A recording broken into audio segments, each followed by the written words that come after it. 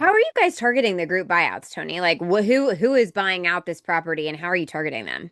If you really think about how are people booking big, big properties, they're going to Airbnb, they're going to Verbo, they're typing in 30 people. I would say 75% of our group buyouts come from those two platforms. And just logically, it makes sense. Yeah, that's fair. That totally makes sense. And yeah, you're right. Based on how people are searching for those properties, they're able to just find. Hey, everybody, welcome back to this episode of Branded and Booked. I am joined today by Tony Stancato. And you guys, this is a truly special episode for a number of reasons. Tony is just a wealth of knowledge in the STR space, but also in the boutique hotel space. He has purchased three boutique hotels in the last 3 years, which honestly is mind blowing to me. I'm like, we've only built one property in the last 3 years. Like, this is insane, Tony. And I love it for you. And you're just crushing it. So I asked Tony to come on today to talk a little bit about his journey from STRs into boutique hotels, share with you guys a little bit about what he's seen, what he's experienced, because his hotels also are in very different markets. It's not like he's sharing staff across the whole portfolio and all of this. So I'm just like so curious about I was like, I just kind of want to bring you on so I can ask questions too, Tony, but hopefully all of you listening will get to learn. But Tony, I'd love for you to take a moment to just introduce yourself, give us a little background on you, and then let's get going.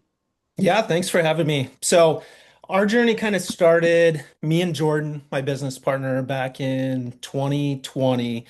We were like, hey, let's get a vacation rental. And we were looking at our one of our biggest expenses, and it was travel expense, right?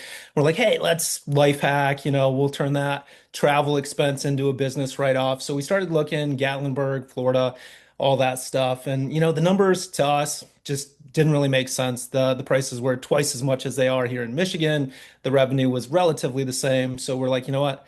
Let's just cut our teeth in our own backyard. My wife ended up finding property about an hour away from us, and she sent it, and I was like, I've never even heard of this place, right? And so looked at it, looked really cool, had amenities already. It wasn't a vacation rental, had a sauna, hot tub, all that stuff. And so we went and checked it out, and I mean, ended up getting into a bidding war on that one property. And we went through the inspection, and three out of the four people were yeses. I was the only one that was technically a no on that property. Didn't love it, and we ended up buying it anyway. So, and I mean, honestly, it just went gangbusters. Obviously, this was kind of peak COVID time, right? And we thought when we went into it, we're like, hey, if the nightly rates, if we could get $500 a night, we would just kind of be to the moon.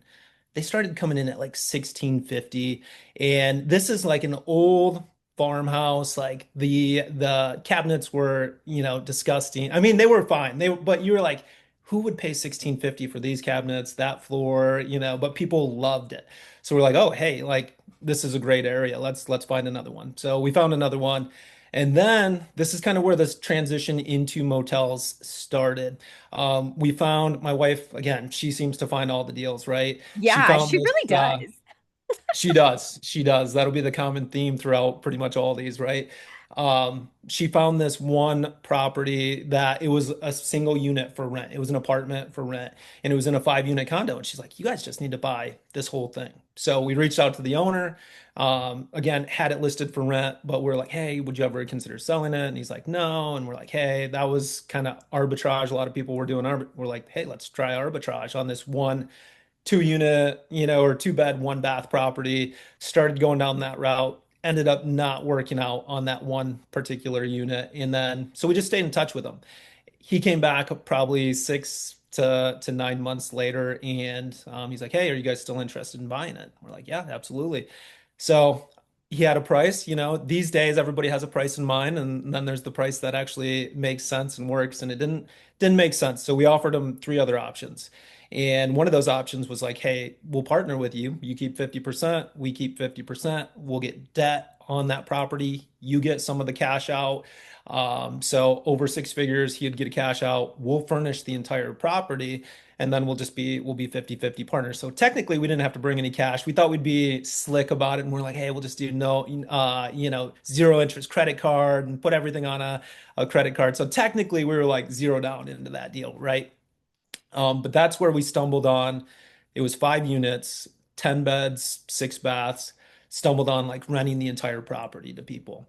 And what we found was that we could rent that entire property instead of renting each unit, let's say each unit would rent for $100. We would actually, when it was combined, we'd rent it for $150 to $250 a unit. So just a massive premium on this 5 unit property. And we're like, that's amazing. Let's find more 4 or 5 unit properties. So we did. We found another 5 unit property, probably 45 minutes away, and same thing, just crushed it. It went gangbusters.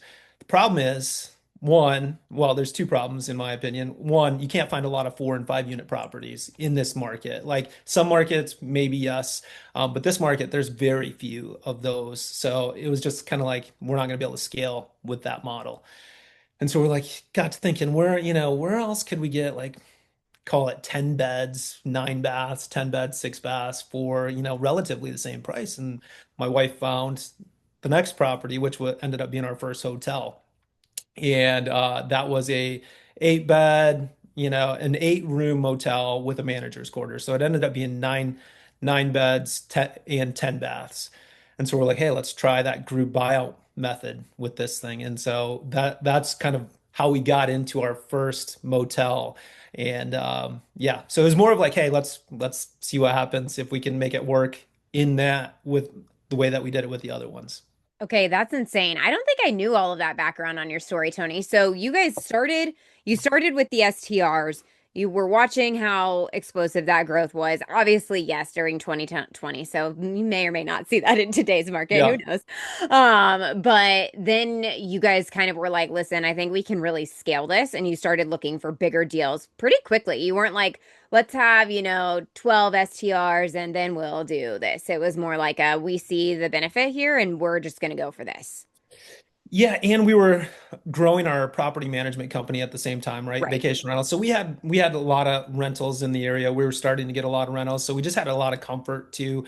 But like it sounds great. Oh yeah, we're gonna scale. But it was like we're buying 4 bed, 2 bath or 4 bed, 3 bath for 450,000, or we can get a 5 unit with 10 beds, 6 baths, and buy that for 585,000. And guess, when there's a pool and it's this really nice vacation rental, everybody wants that. You know how many people would pass on the 5 unit or the four? They would see that. The ones we bought, like the one that was actually on the market, was on the market for forever. We were the only Mhm. ones interested in it, and it absolutely just crushed. So that's the other part where we're like, we could probably just not get into bidding wars and we could take these other assets that nobody else is looking at and we could turn those into vacation rentals. And we were looking at the group buyout method. Now we've kind of moved into a little bit bigger properties. Maybe we'll get some group buyouts, but I think the bigger they get, the harder it's going to be to actually do the group buyout. Yeah. Yeah. I feel that. I feel that deeply. I think what you did at the first couple that where you were like, okay, there's this big group buyout play and like that can make a lot of sense. It does change. Like I noticed that even at our cabins with 72 people. It's like, okay, that's a very specific target. We have found a sweet spot, but it's not like that's our main only core focus at this point Yeah. on that property. So anyway, okay, cool. I love this for you. So you guys purchased the first one, which was the Winmore Lodge, correct? That was the first hotel. Yeah. Okay. Winmore Lodge is like 3.5 hours away from us. And honestly, everything we were doing was in Southwest Michigan. And this was that first one where it's like, so this is where it was a little scary, right? It's our first hotel. It's in a market we know nothing about. It is a little, we're used to renting to Chicago, a Yeah. lot of affluent, and this is a market, it's a little bit more out in the country. We're not too sure about, who's going to Grayling, what are they going to Grayling for? We know they have some great outdoor stuff, but it was, yeah, it was a little bit of a, hey, let's see what happens. Yeah. Okay, so Lindsay found this deal, right? This is the Lindsay like found that deal as well. Yes. so what was she looking for when she brought this to you? She was like, I think we should do this. And like what was the why behind it? I don't know if there was really a why. I'll just say that on occasions, I would say once every 2 months, she just goes on a tear where my inbox just gets bombarded with properties, and they could be in the most random locations, but she's on a mission to find something that kind of aligns with what we're doing. Mhm. And I think this was one of those days. So it was this one property, and there was probably six other ones in my inbox that she had found in northern Michigan. And this one just kind of caught our attention. That's amazing. Okay. So this property required renovation, right? It did. It did. Okay. It said, all the listings say recently renovated, but I'll tell you, it was definitely straight out of the late 90s hotel. So needed a good refresh for sure. Yeah. So like recently renovated in the last like 20 years. Yeah. Yes. Yeah. Okay. Love that. Absolutely. So what was the financing structure like on this one, Tony?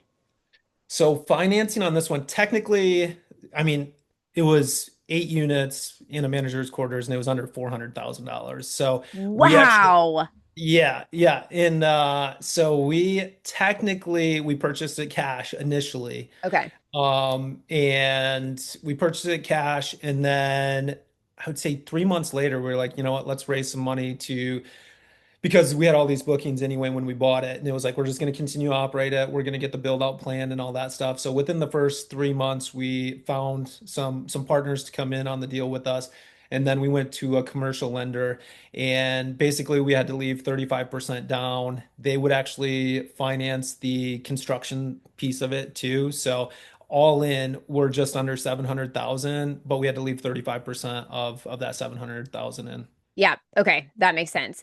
And your ADRs on that property look like what? So when we bought it, I mean, gross, I don't even know if I looked at ADR with what they were doing, but gross, they were doing like 90,000. And that was one of the things that intrigued us was like, hey, they're doing 90,000. They're not on Airbnb, they're not on booking.com, Vrbo, anything. It's direct bookings and the visitors bureau. And I was like, I don't know who's booking on the visitors bureau, but I mean, there's got to be some other options out there. So now that we've taken it over, so this year we're at 220 on the books. We projected when we did our projections, we projected 182.5 for year one and then 187.5 for year two. So we're at 220 on the books. Some of those are in the future still of this year, but we think we'll probably end up at 250 for the year.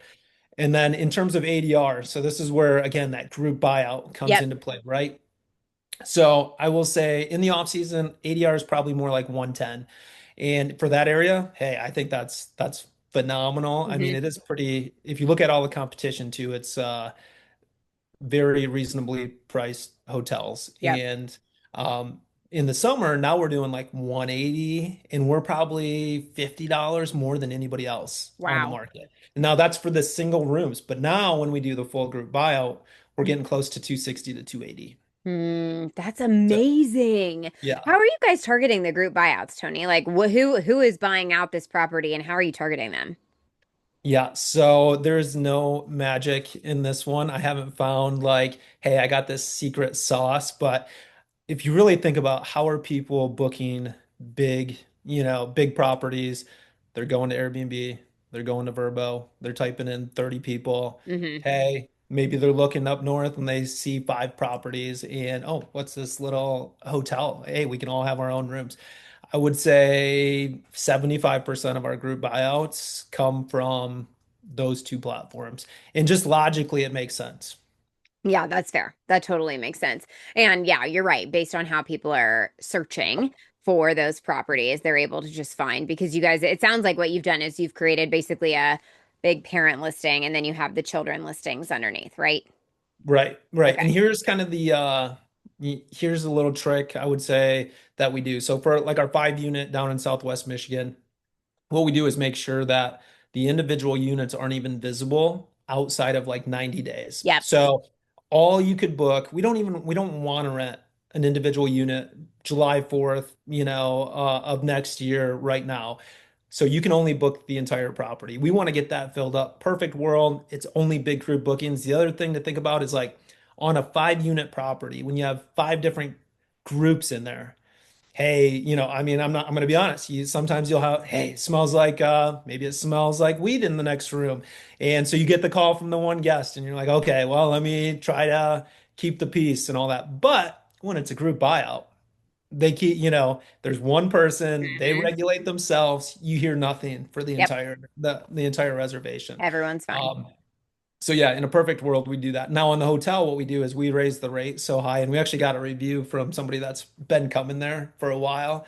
But we put the rate so high that nobody would really book it. But if they did, like we're fine with it. So on the individual rooms, we moved the nightly rate so high that previous guest gave us like a 3 star and like you guys are crazy, like that price that you guys are putting down is just insane, and we're like yeah shoot, but that's because we don't technically want to rent it out at that price. Yeah. And then as we get closer, we fill in all the vacant, big group bookings with individual listings, and it works out perfect. Tony, this is so good. You're making me think. We have like our triplex at the cabins, which sleeps 18, and I've combined two of the other cabins into like a 12-person listing. And I'm like, maybe I should just like combine three cabins at one time, or like maybe I just list the whole thing. I don't know. Like, Yeah, well, so I guess the question is, do you have a parent listing on like the OTAs? I mean, Verbo's really the only one that I think will let you put 72 in there though. yeah, we don't have was like not one for the whole property for Yeah. sure. Yeah, Yeah. So I mean, I would say I would go on Verbo, and then I would put in like 72. And you're in Kentucky, so I would just put in 72 or 50. See if you can just look and see how many 50-person rentals there are just in that area. And you yeah, might be the only one, and probably. you could be missing out on that conversion. Yeah. All right. Now I have work to do after this podcast, Tony. Yeah. Okay, so you guys did the Winmore. Then you moved on and you were like, this is awesome. And now we're ready for the next one. And that is what is now the Warren Hotel. So walk me through a little bit of that acquisition process, the financing, and kind of where you are today. And so the interesting thing on the Warren is technically before we even bought our 5 unit, we walked through the Warren. And it was for sale, or no, it was off market. We cold called them and we walked through it. Jordan walked through it. I didn't technically walk through it. But they went through it and we decided to pass on it. We weren't ready. We didn't know what we know. Yeah. We didn't have the experience. The numbers scared us a little more. We didn't have enough confidence Yep. in the numbers. So we ended up paying the waiting tax when we came back to it probably 3 years later.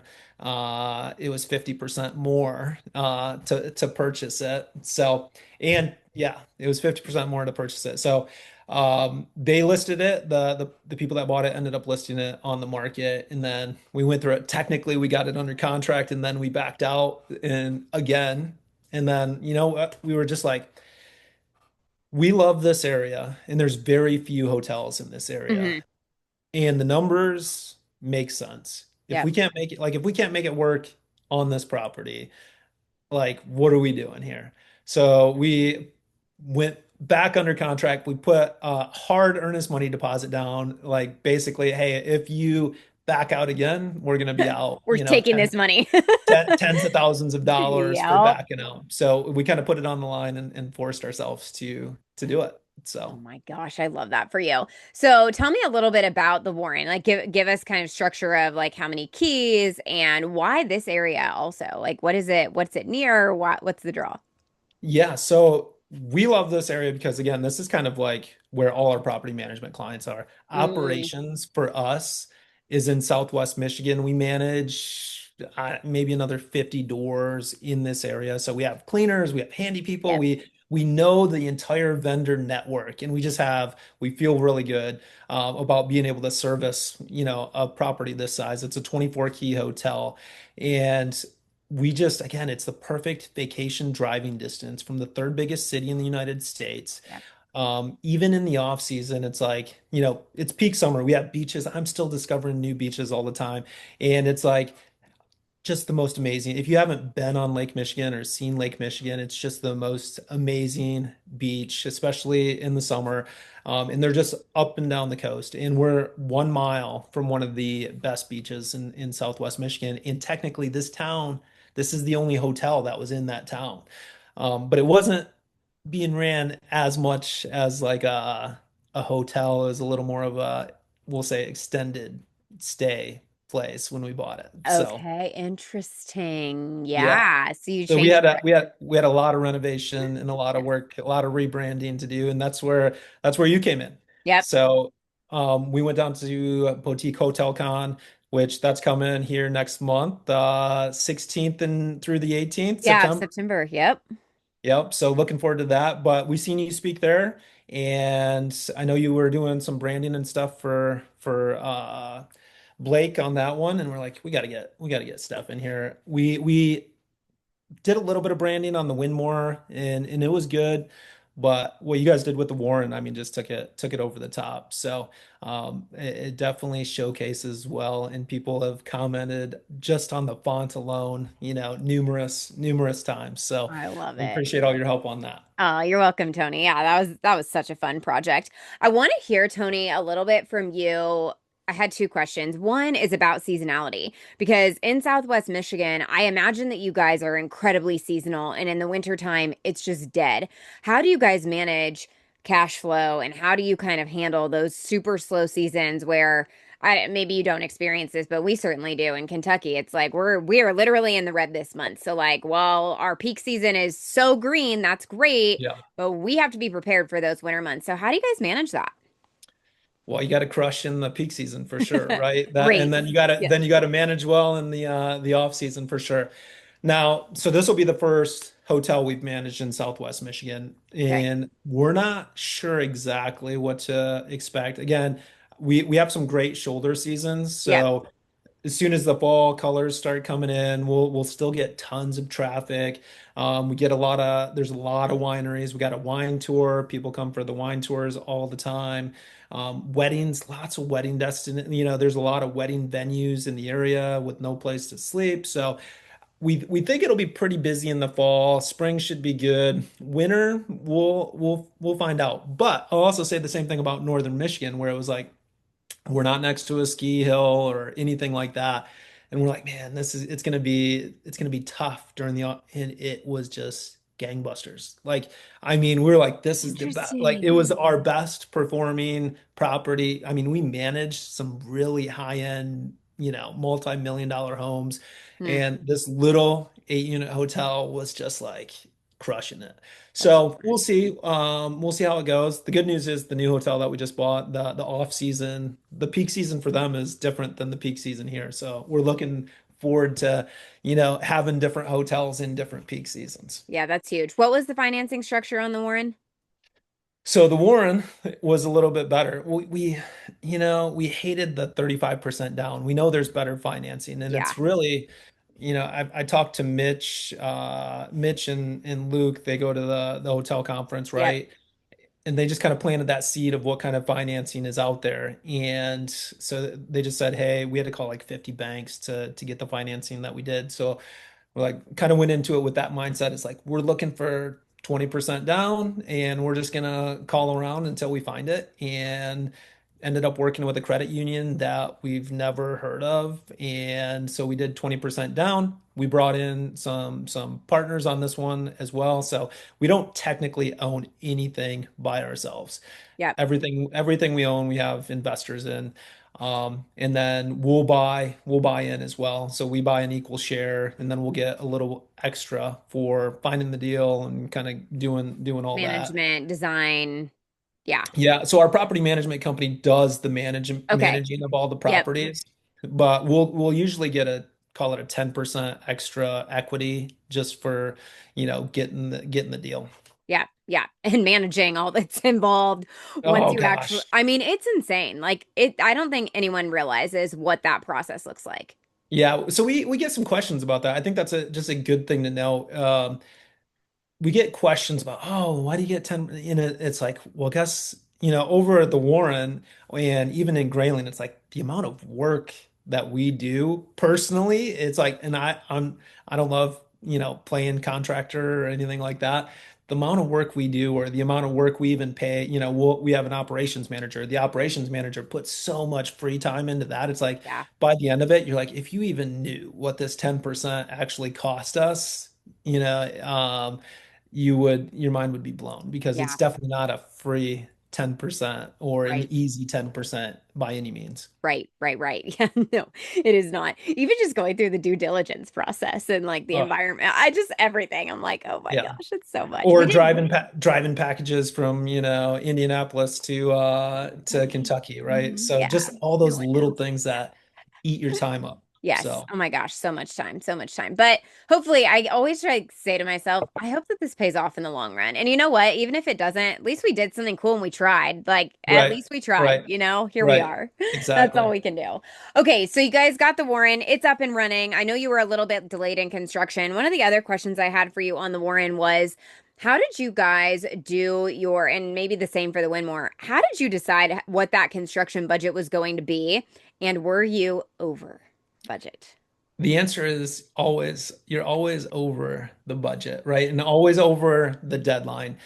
Um, yeah, I mean, really, it's just trying to get as many contractors as you can. Now, I will say, so we've bought some houses, we've flipped some houses, so we kind of have a sense of like, hey, this is how much flooring's going to cost, right? And you can just Yeah. kind of, hey, it's 550 a square foot or something like that. Or we'll just be like, hey, it's a new roof. We've done enough roofs where it's like, okay, we think it'll be so we've done enough of that to be able to put something together Hmm. and really hope that we hit that number, right? Yep. Yep. Um, I would say we're I mean, the reno was 700 on that one, and I think we probably be closer to like 800. Yeah. So I That's would call that close. So yeah. some people would say a six-figure miss isn't close, but we're close. But you guys also you added the pickleball court. I mean, you pretty much gutted and redid every single room in this space. Was the pool already there? Pool was there, Okay. thankfully. Okay. Okay. Thankfully, maybe, yeah, it'll need some work Maybe. at some point for Yeah, sure. right, right, right. Yeah. Pools just sound like such a nightmare to me. Everyone Oh, always is like, you got to put a pool in at the cabins. And I'm like, no, I'm good. You guys can have your hot tubs there, like go to the lake. yeah, I would say check Kentucky's regulations on that because there's Uh-huh. a lot of differences in commercial pools that maybe we didn't even realize prior to buying it, Yeah. right? But yeah, we did full reno, paint, everything in the whole place got new paint, new Yeah. floor. We did siding or painted the outside. The paint and the siding turned out great. New roof. Had to reseal the driveway. Yeah. Just new, yeah, fixtures, everything. Right. So Right. Yeah. Intense. landscaping, pavilion.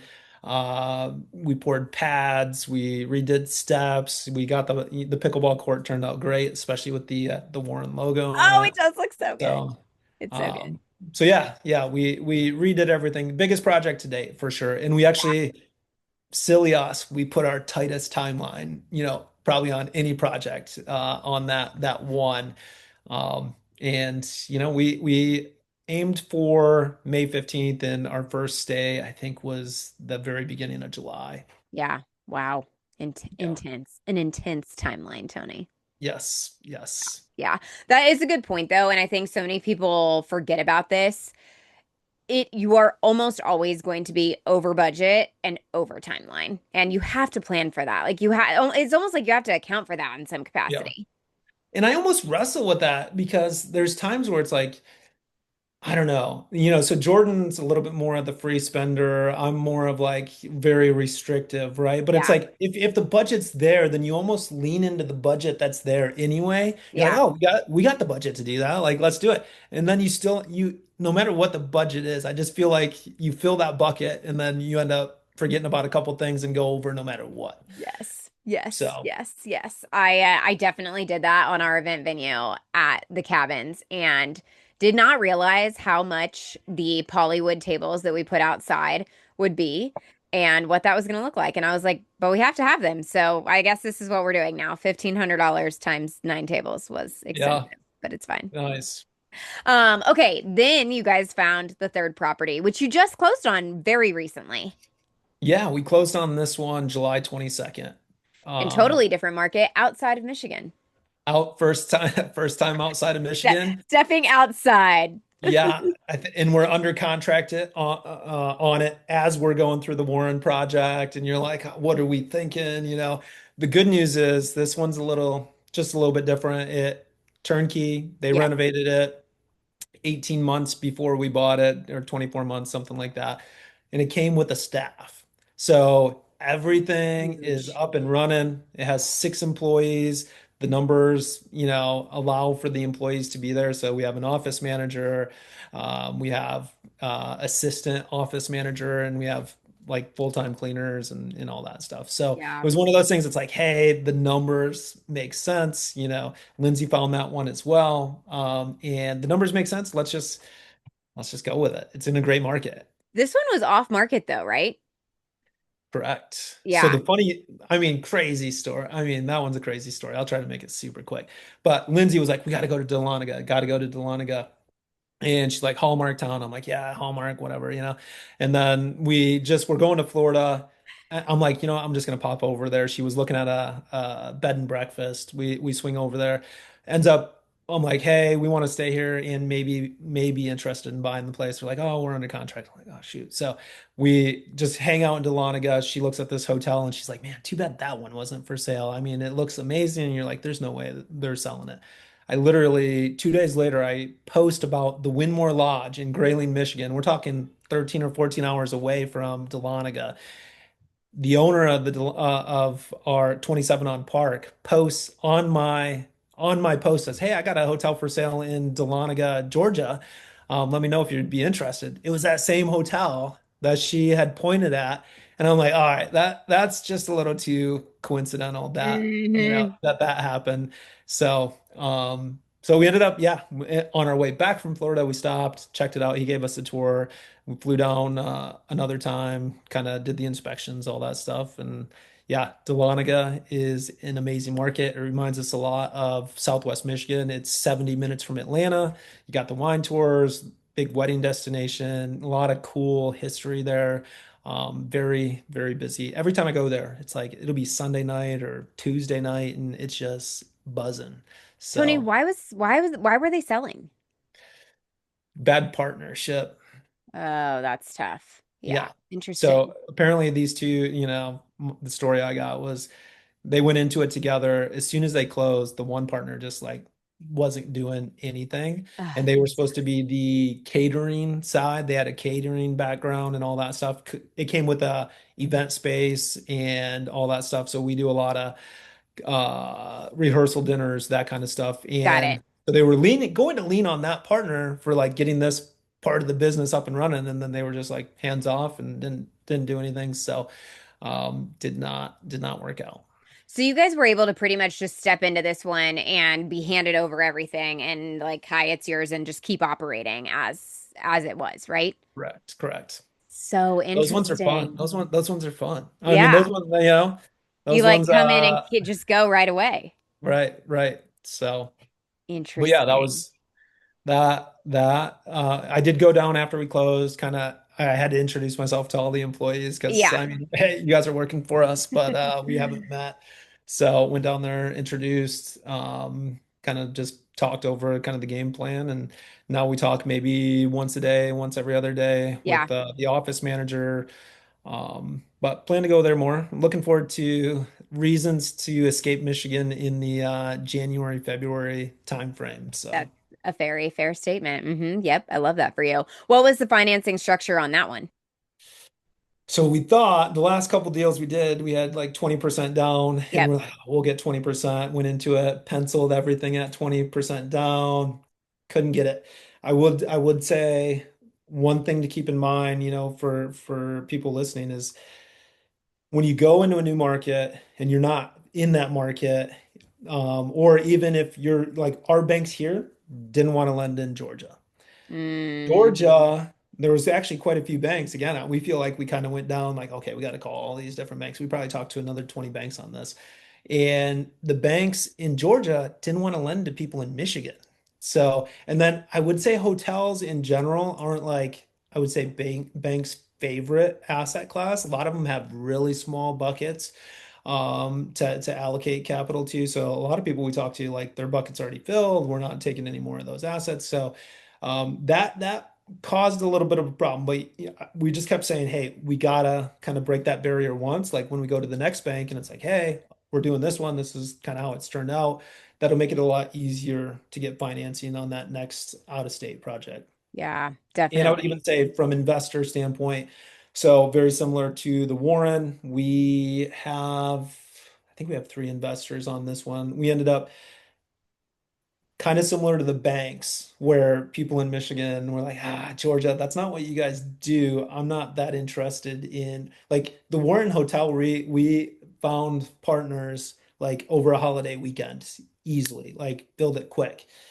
This one was a little tougher. We ended up buying more ourselves just because Yeah, some people backed out and they just, didn't love being in a different market that. sure. So, Sure. Yeah.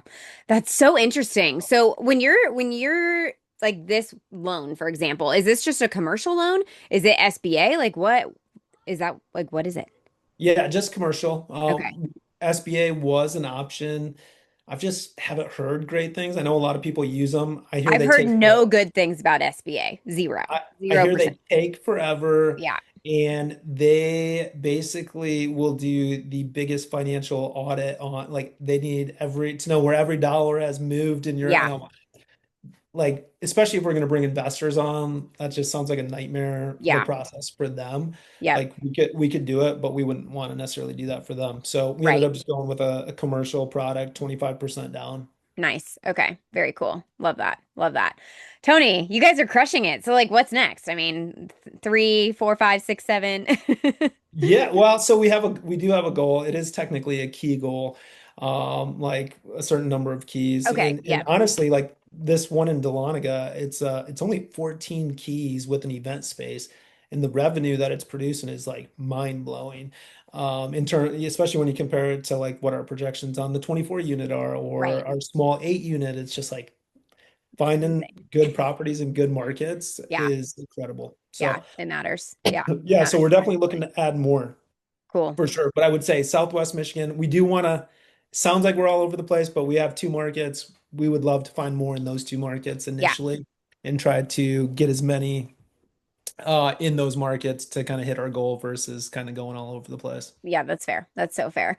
Tony, this was such a good conversation today. For anyone who is thinking about making the leap from STRs into boutique hotels, what's maybe one piece of advice that you would share?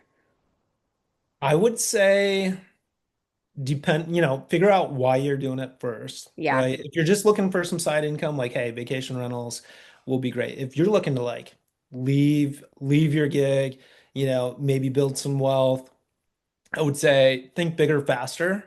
Obviously, you got to be careful in what you do, but sometimes you just got to go for it as Yeah. well. So I think the thing that held us down is like we couldn't envision where we were going for a very long time. And again, we kind of got into this just to offset some travel expense, right? Yeah. But then you start thinking and you're like, oh, we could do this.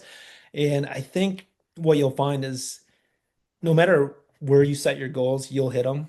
So Yep. the biggest thing is like set them and go after it. And For and sure. if you can go a little bit higher than you're comfortable saying out loud, I think it'll serve you well. Yeah. Oh, that's so good. So good, Tony. You're such an inspiration. I love it. Well, we're going to see you next month at Boutique Hotel Con in September, which will be really exciting. But if people want to connect with you, Tony, or follow along with what you guys are doing, where's the best place to do that? Yeah, so we have a podcast too, the Michigan Short-Term Rentals podcast. You were on there.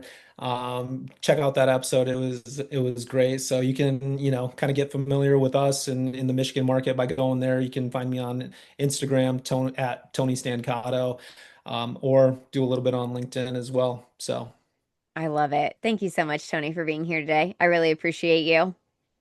thanks for having me. Appreciate it. We'll see you guys on the next episode of Branded and Booked. Cheers.